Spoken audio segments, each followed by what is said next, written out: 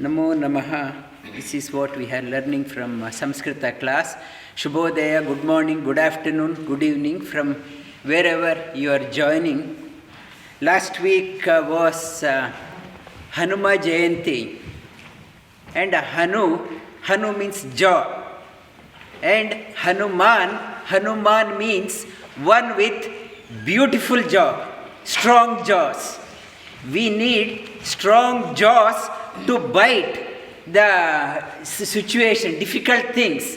You say that this person has a weak jaw, he can't swallow this one, he can't digest that one, he can't bite that one. Hanuman is the one who has very strong jaws, beautiful jaws. Even the Vajrayudha of Indra could not touch that one. It fell on his jaw, still his jaws were intact. Hanuman. That Hanuman means one with strong jaws, beautiful jaws. And in Valmiki Ramayana, there's 7 sections in Valmiki Ramayana. He classified Ramayana 24,000 shlokas into 4 sections. One is starting from Bala Kanda, second is Ayodhya Kanda, third one is Aranya Kanda, fourth one is Kishkinda Kanda, then Sundara Kanda, and then Yuddha Kanda and Uttara Kanda. 7 Kandas. All sections were beautiful for Valmiki. All chapters were beautiful. But he called only one chapter as the most beautiful, Sundara Kanda. Though all chapters are beautiful, he called the one chapter, it's the most beautiful. Beautiful, where the exploits of Hanuman comes. The chapter, it's where exploits of Hanuman comes, he called that one as a beautiful chapter. It is Sundara Kanda comes in the 5th section. Bala, Ayodhya and Aranya, then Kishkinda, and the 5th section. 5th section, it's dedicated for Hanuman. 5 has a numerical significance. 5, the prana. Hanuman is regarded as an embodiment of prana. Prana divides into the body, in the body, prana, apana, vyana, udana, and samana, 5 sections. There are 5 Upa Pranas, Naga, Kurma, Krikala, Devadatta, Dananjaya, 5 sections. 5, this prana, we need that prana, that 5 section. Everything is 5 and it's 5 organs of action, 5 organs of knowledge, everything in 5. So he put the Sundara Kanda in the 5th section. 5th section, the prana, Sundara Kanda, it has a numerical significance, this 5. In the Kishkinda Kanda,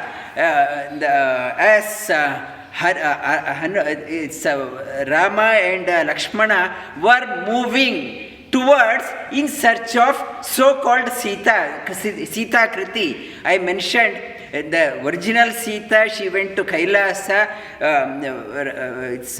Shiva and Parvati, they wanted to host her. In the 14th year she went there.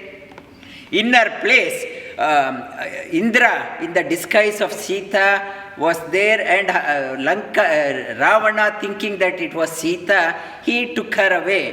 And even Lakshmana did not know, in search of Sita. And their intention behind that one, to create rid of the Rakshasas. As they were going in the Kishkinda Kanda, the Sugriva got panicky. He was in Rishimukya Parvata and he wanted to know, who are these? Looking very strong, and he requested Hanuman, go and find out. Hanuman approached Rama and Lakshmana in the guise of a young student. As a Brahmana, he went there and he uttered only a couple of sentences. Who are you? Where are you coming from? Where are you going? Simple sentence, 2-3 sentences. Hearing that one, Rama, instead of responding to him, he looked at Lakshmana. Have you heard him talking? He talks like one who has mastered the Vedas. Look at the depth in his voice. Look at the pitch. Look at the confidence. Only the master of Vedas can talk like that. Have you heard him? So eloquent. And I haven't heard anyone talking like that. The first appreciation. And what Hanuman says, what is conveying to all of us, we need to have a good communication ability. To convey the idea, if you impress others, if you want to sell any idea you have to others, you need to have a communication skill. First impression matters. You have to create the impression, not a blabbering, loose talking. You have to have control over his tongue. You get the siddhi, those who talk blabber all the time, loose talking, they never will master the communication ability. One, observe the silence, improve the quality, depth. It is we have to learn from Hanuman. Acquire the communication skill.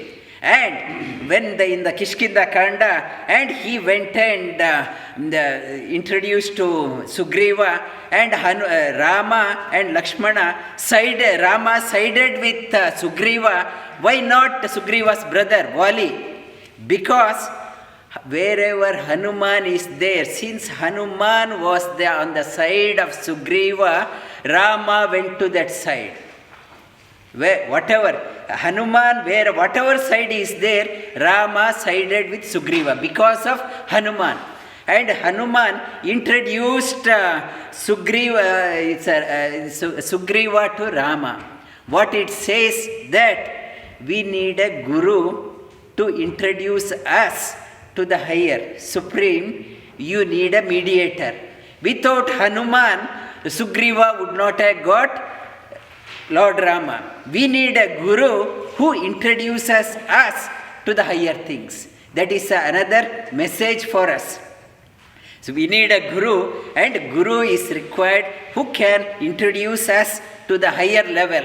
He elevates us to the higher level. We need a guru. Hanuman, it's because of Hanuman, Sugriva, got to had an opportunity that he was blessed with the acquaintance of Lord Rama. Because of him, he regained his territory back. And in the Sundara Kanda, at the beginning of Sundara Kanda, when nobody said they could fly to Lanka, Hanuman, that Jambavan said, we request you, you are unstoppable, only we resort to you. Hanuman, as a mark, before setting off to Lanka, he mustered all his thoughts and brought all thoughts in the single place, and bowed down to the Lord Rama before taking off. And he set off with a focused mind. As he was going, and along the way, the Mainaka mountain, earlier the mountains used to move around, creating a havoc in the place. And to stop, they used to have these wings. Indra chopped off the wings. But somehow this Mainaka was saved, and Vayu, he took that one and put it in the ocean. And as Hanuman was flying through, he wanted the presiding deity in the mountain, he wanted to offer the gratitude. Your father, Vayu, you are an incarnation of Vayu. I want to pay my homage, respect. Please come and stay and take my hospitality. And he came up, and Hanuman, he just touched that one. Sorry, I am on another mission. And he went. What it is saying? We all immigrants with so much of energy, we wanted to do well in the life. We have come here, and now we are a comfortable life. Party, everything is in abundance. We have forgotten the purpose in life. We fizzled out. We have a opportunity to achieve great things in life, we are squandering our time in this party, that chit-chat, that party. We are squandering the time. We have forgotten the purpose of life. In a day, if you look at 24 hours, 8 hours it's allocated for working, maybe 2 hours for traveling, and 2 hours for cooking and it's cleaning. It's how much? 12 hours. And 8 hours for 7 to 8 hours for sleep, and it's 20 hours. And we have 4 hours of unaccounted time every day. It is not counted. I don't know what happened to 4 hours. That is 4 hours a day. In 5 days, it is 20 hours. On the weekend, it's about 12 hours unaccounted. 12 unaccounted time. I don't know what happened to the 12 hours. About 8 hours sleep and other cleaning and whatever, around it's 14 hours unaccounted. So, in a week, about 50 hours unaccounted time. No accounts. Are you accountable?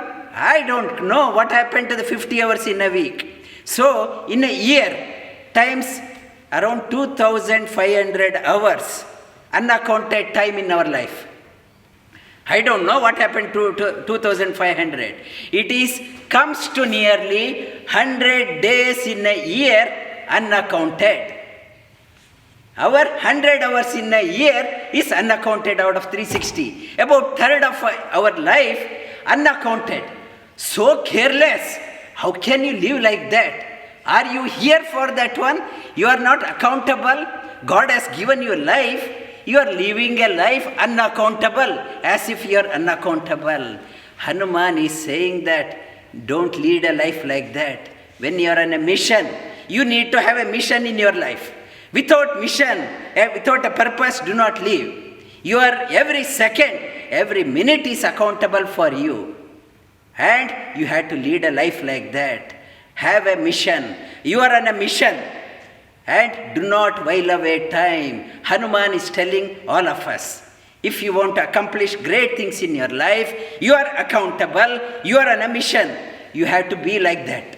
And he went to the Lanka, he went to Lanka, and he told the Ravana that after the meeting with so-called Sita Kriti and handing over the ring, and he even killed Ravana's, he wanted to know his presence in the territory, and he wrecked his favorite garden, and he went to Ravana, and Ravana said, and as an ambassador I have come, I am a servant of Lord Rama, and I have come here, and you better hand over the whatever you have taken back and surrender it to him. Otherwise you can't stand before Lord Rama, and you can't stand. Entire family, entire clan will be wiped out.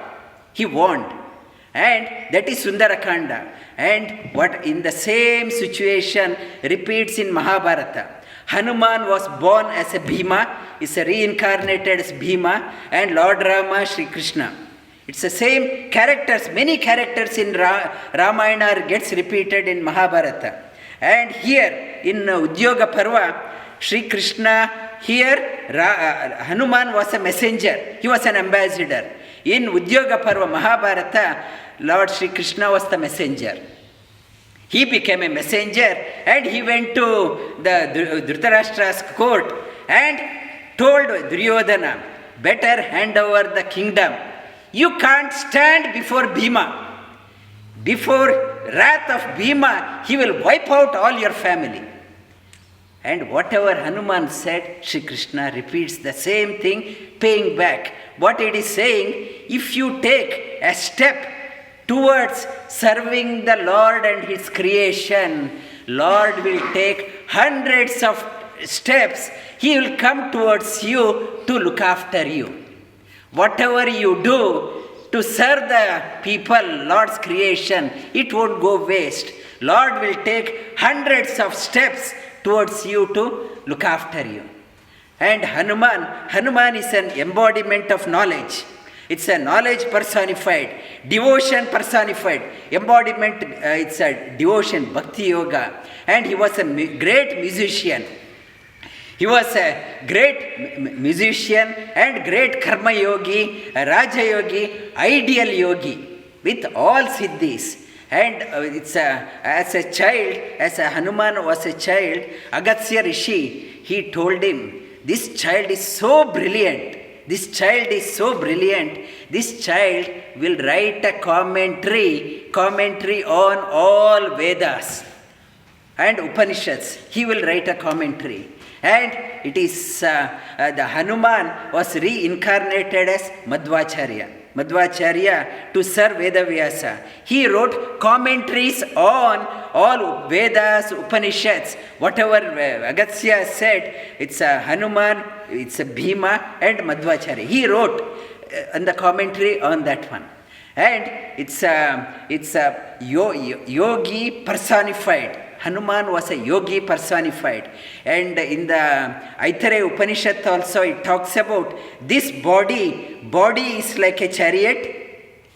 We are not the owner of the chariot. We are just sitting in the chariot. We are a passenger in this vehicle. And it's a chariot belongs to the Supreme Lord.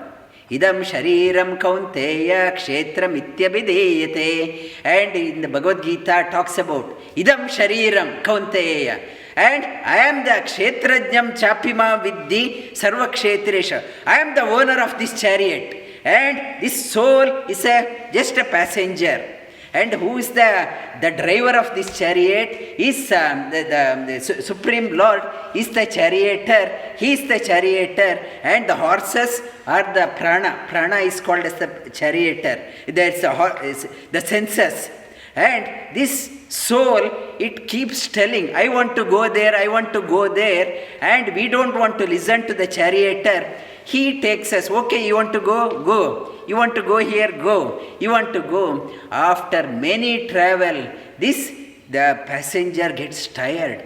I have been traveling so long, I am not getting anywhere. I am lost. Please guide me. When it surrenders, that medium who introduces us to that one, that thinking will come only with the prana, with the Hanuman. That Guru within, he makes us to turn our attention to him. And when the chariot becomes very old, I need a new chariot. I need a new vehicle. The prana takes us from this body, this soul, and puts it into the other body. The prana, whether we know or not, he is the Guru of everyone. Whether we know or not. And in the Yuddha Kanda, because of the magic spell of Indrajit, it's an entire army of the Rama side, they fell unconscious, and Lakshmana was critically injured. None on the Rama side were conscious except Jambavan, and he was very faint, in a faint voice. He said, Hanuman, are you there? If you are alive, we are all back. If you are not alive, we are as good as dead. Then Hanuman said, yes, I am here. Nothing has happened to me. And so he went to Himalayas, he got the Sanjivani, Mriti Sanjivani, that herb, and to bring back the entire army back to the life. The smell of that one, it brings back Mrita Sanjivani. Even the dead person can, Ramayana, it talks about some weapon, that herb, even if I am hit by a bullet, by applying that one, there won't be any mark. The arrows are shot through my limbs. Applying that herb, everything becomes normal. And he brought that Sanjivani and brought back the entire army back to the life. And Lakshmana, he gave the life back to Lakshmana. And in this critical time, in coronavirus, coronavirus time. Entire world is in tatters, and now it's India, it's a peak, and casualties are across, and what we need is Hanuman's help. May he bring us the Sanjeevani. May he bring the Sanjeevani, bring the life back to the people. People are suffocating. People can't breathe. People lost faith in the system and confidence, depression. May he bring the Sanjeevani and bring the life back to everyone. And after bringing, and he was a great environmentalist also, Hanuman, and whatever mountain that he brought, he put it back where it was. And it has to be in the same place, not to destroy the environment. And Hanuman's presence is very much required, and let us all pray for the Sanjeevani. Hanuman is called as Sanjeeva and Sanjeevani. May everyone get the Sanjeevani, find the cure for this in the current situation. May everyone get their life back. May the world find a cure from this the deadly cure for this virus, and get a relief from this deadly virus. And in the Veda, the concluding message, there is a mantra, Prananam Granthirasi Mam Avishantakaha. It says, Prananam Granthirasi. May you enter into my body and infuse me with energy. Ma Vishantakaha. Do not enter me to take my life out. And it is saying that in the Veda also, may you enter into me to give all my senses, maybe they be infused with energy. May you give the life back. Do not enter into me to take my life out. This is our prayer in the current situation, and Hanuman's presence is required for everyone in the critical time. Lie down on your back.